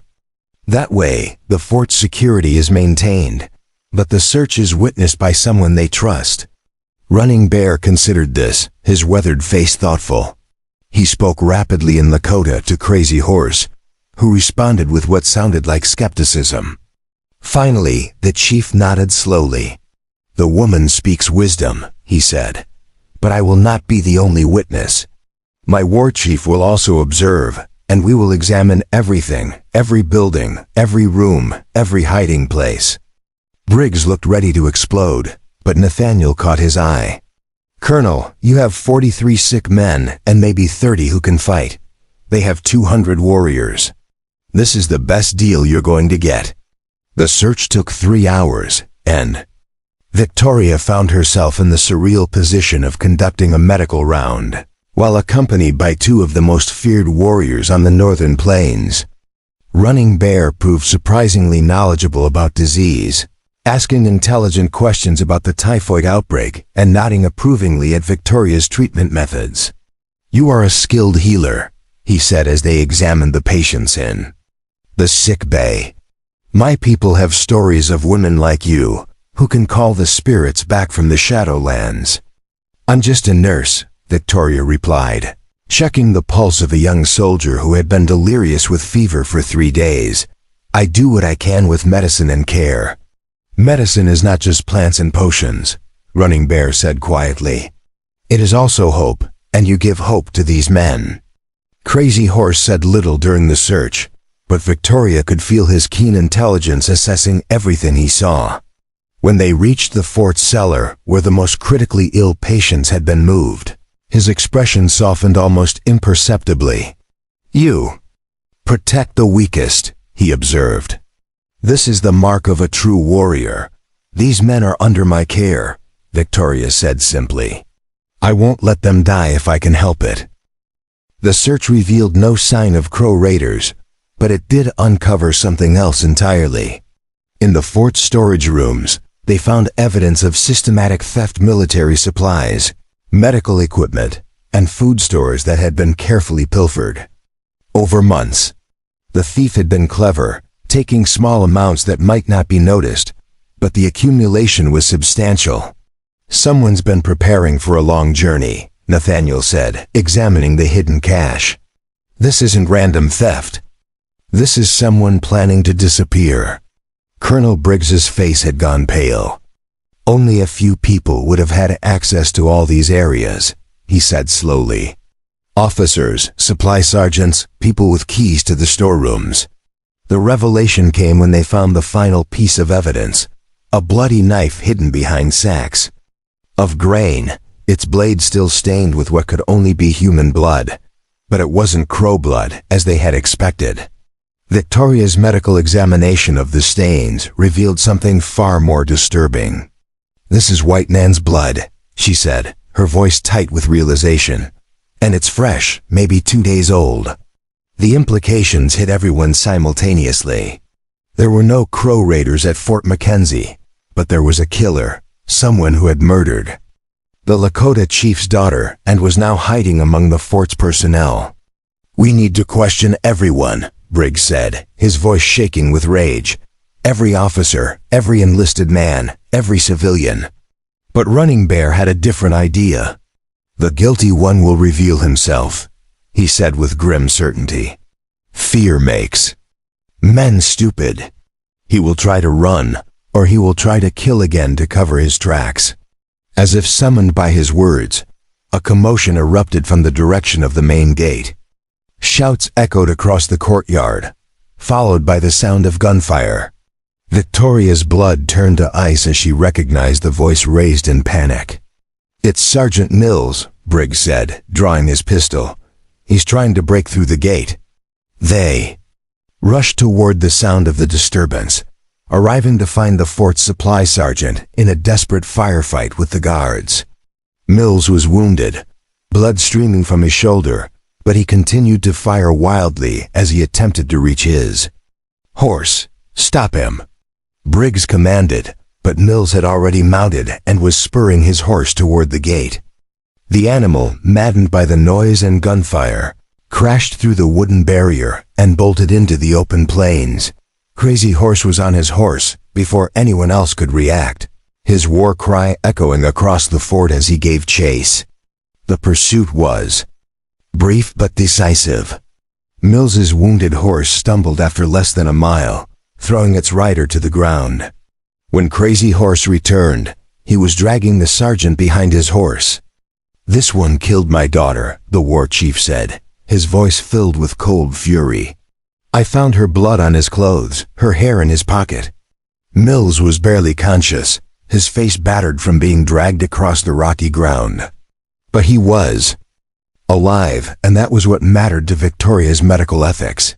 She knelt beside him, checking his injuries despite the revulsion she felt. "Why?" she asked quietly. "Why did you kill her?" Mills's eyes were wild with fear and pain. "She saw me," he whispered. "Saw me taking supplies from the wagon train. Would have told her people, would have ruined everything." "What wagon train?" Briggs demanded. "The one heading to California," Mills gasped. "I was selling them information about safe routes, about where the army patrols would be. The girl saw me meeting with them, saw me hand over the maps." Victoria felt sick. Mills hadn't just murdered an innocent girl. He had been betraying military secrets, potentially causing the deaths of countless soldiers and civilians. The scope of his treachery was staggering. Running Bear's face was a mask of controlled rage. "You killed my daughter to protect your theft," he said, his voice deadly quiet. "You will die for this, but first you will suffer as she suffered." "Wait," Victoria said, standing between Mills and the Lakota chief. "He needs to face justice, but not like this, not with torture." "You would protect him?" Crazy Horse asked, his tone dangerous. "This dog who killed an innocent child, I would protect." "The idea of justice," Victoria replied, her voice steady despite her fear. "If we become monsters to fight monsters, we lose what makes us human." The tension in the courtyard was electric. 200 Lakota warriors waited outside the gates, ready to avenge their chief's daughter. Inside the fort, sick and wounded, soldiers looked on, understanding that their lives might depend on the outcome of this confrontation. It was Nathaniel who broke the stalemate. "Chief Running Bear," he said, stepping forward. "In my grandfather's time, when the Arikara and Lakota made peace, we exchanged gifts as a sign of respect. I offer you a gift, now the right to choose this man's fate, but under the laws of your people, not in anger." Running Bear considered this, his eyes moving between Nathaniel and Victoria. Finally, he nodded slowly. "The woman speaks truth about justice," he said, "and you speak truth about law. This man will be judged by our council, as our ways demand. Mills would face Lakota justice, but it would be justice nonetheless, not vengeance." The crisis was over, but Victoria knew that the events of this day would stay with her forever.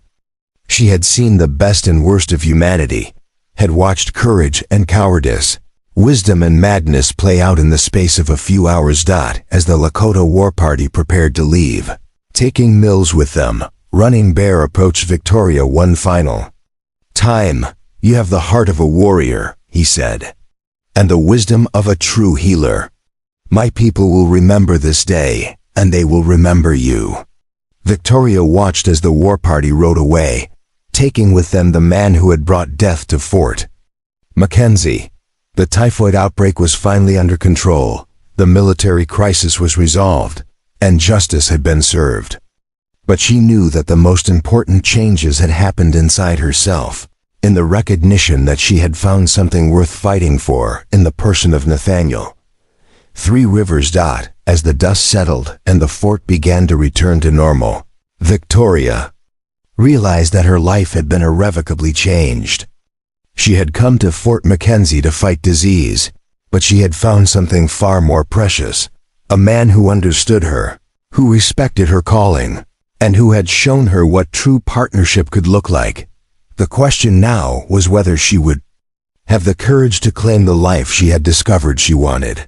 3 weeks after the Lakota war party had departed Fort Mackenzie, Victoria Hayes stood in the fort's small cemetery, placing wildflowers on the graves of the soldiers who had lost their lives to typhoid. The epidemic was finally over, the last patient discharged from the sick bay just 2 days prior. Of the 53 men who had fallen ill, 18 had died, but 35 had survived, and Victoria knew that without her intervention, the death toll would have been far higher. The morning air carried the crisp promise of autumn, and Victoria pulled her shawl tighter around her shoulders as she contemplated the telegram that had arrived the previous day. The War Department was requesting her services at Fort Abraham Lincoln, where another outbreak of disease threatened the garrison.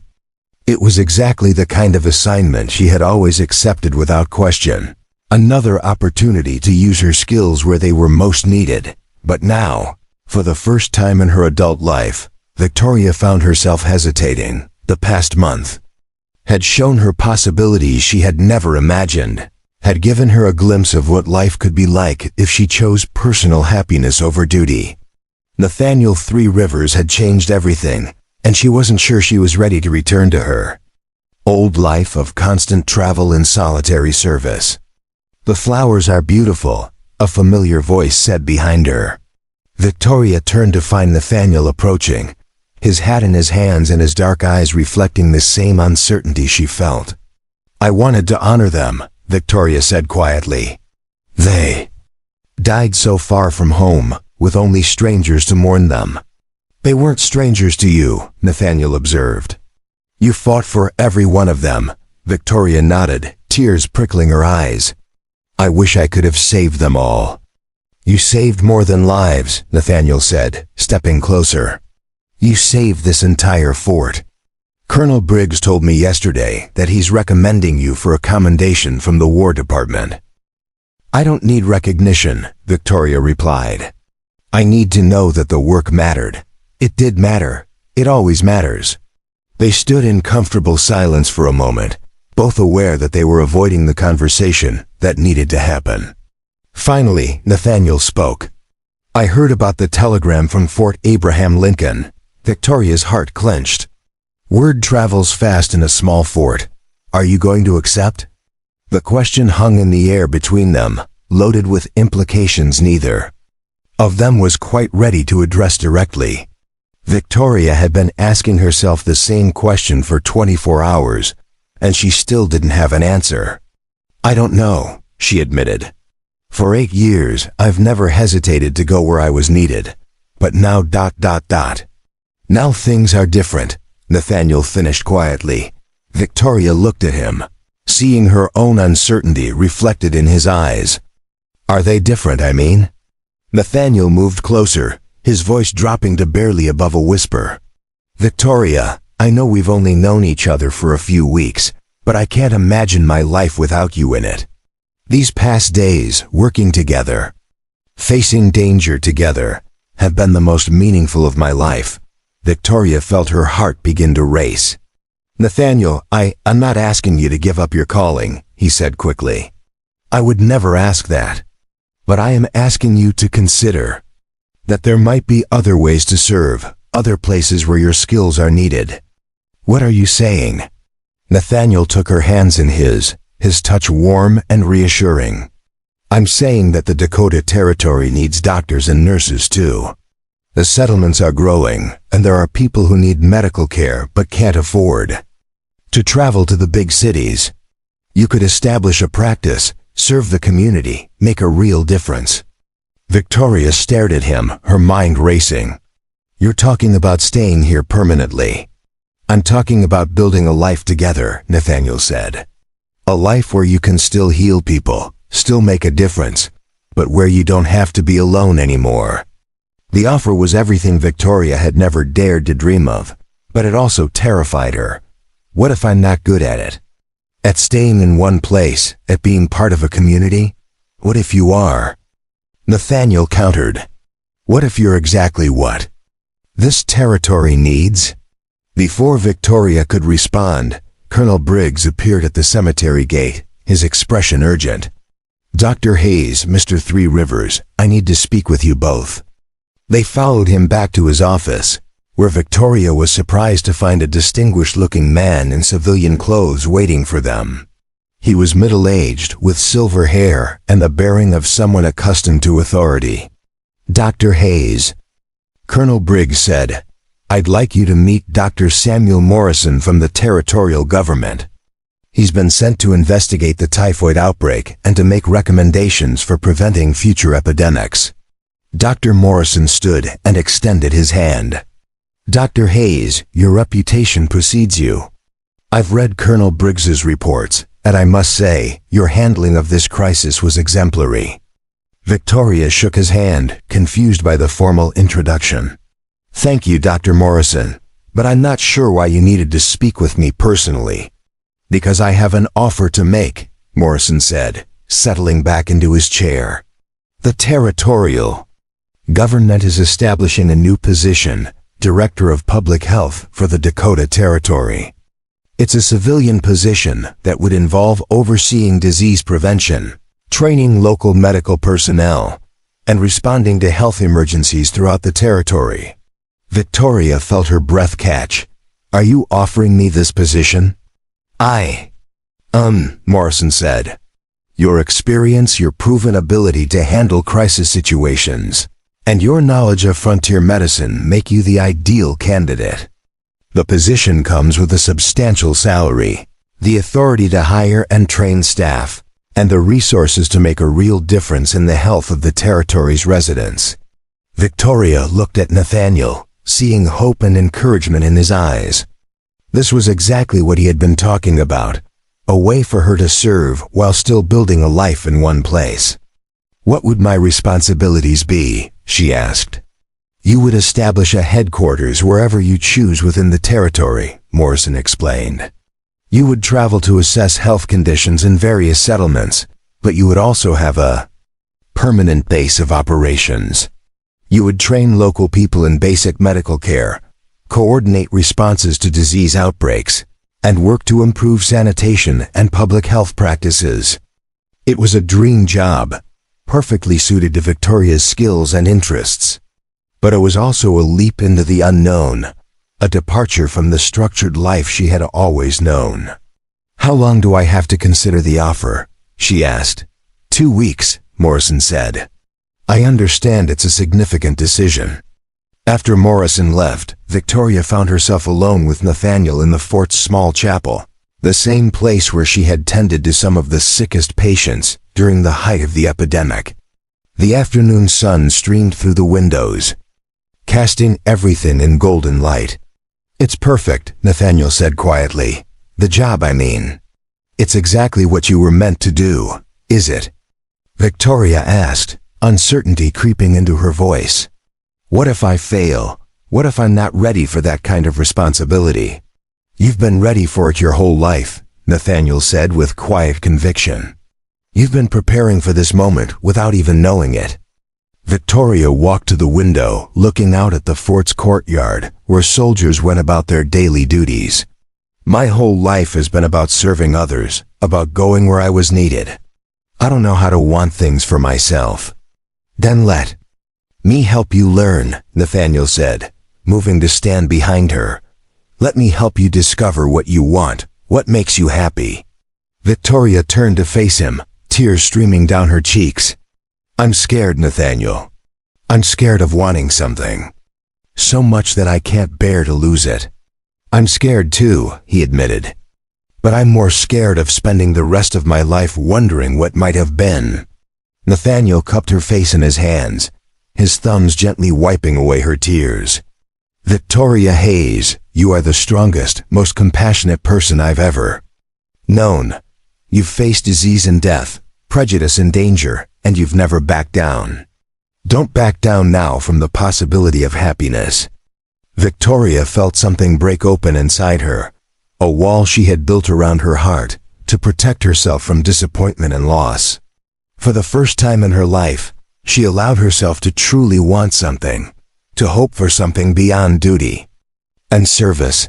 "I want to try," she whispered. "I want to take the job, and I want to see what we could build together." Nathaniel's smile was radiant. "Are you sure?" "I'm terrified," Victoria said with a shaky laugh. "But yes, I'm sure." Nathaniel pulled her into his arms, holding her close as she made the choice that would change the rest of her life. "We'll figure it out together," he promised. "Whatever comes, we'll face it together." 6 months later, Victoria stood in the main room of the Dakota Territory Public Health Office, housed in a building that Nathaniel had constructed specifically for her work. The space was bright and airy, with examination rooms, a small laboratory, and offices for the staff she had recruited from across the territory. Her team included 2 other nurses, a young doctor fresh from medical school, and a dozen local people she had trained in basic medical care. Together, they had already responded to 3 minor disease outbreaks, established vaccination programs in 6 settlements, and created a network of health information that covered most of the territory. "Dr. Hayes," her assistant called from the front desk.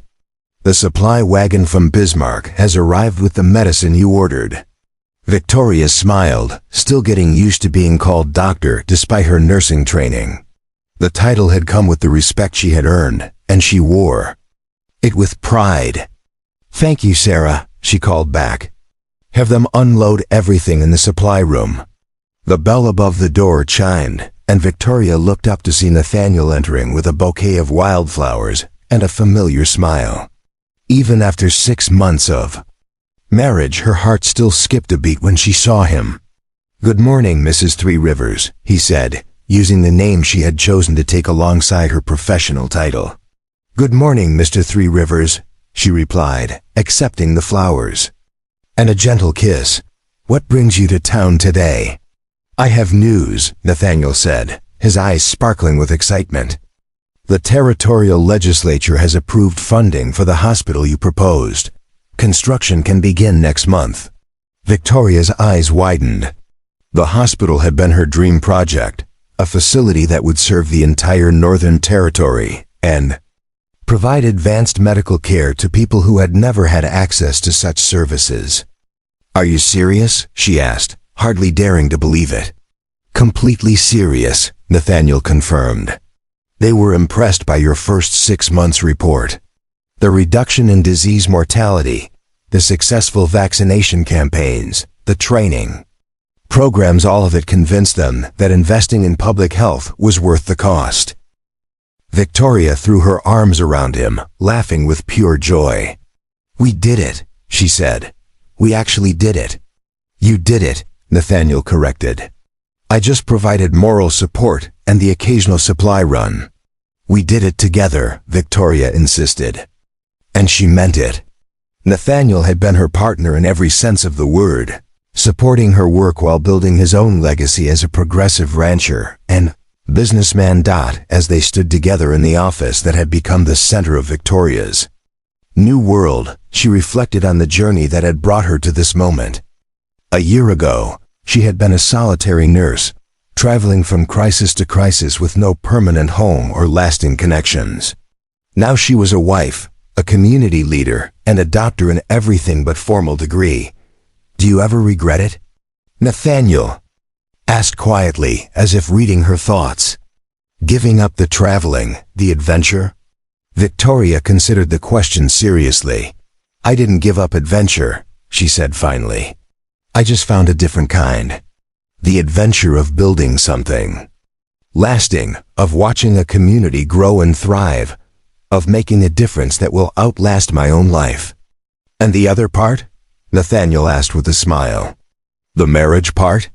Victoria stood on her toes to kiss him, her heart full of love and gratitude. "That's been the greatest adventure of all."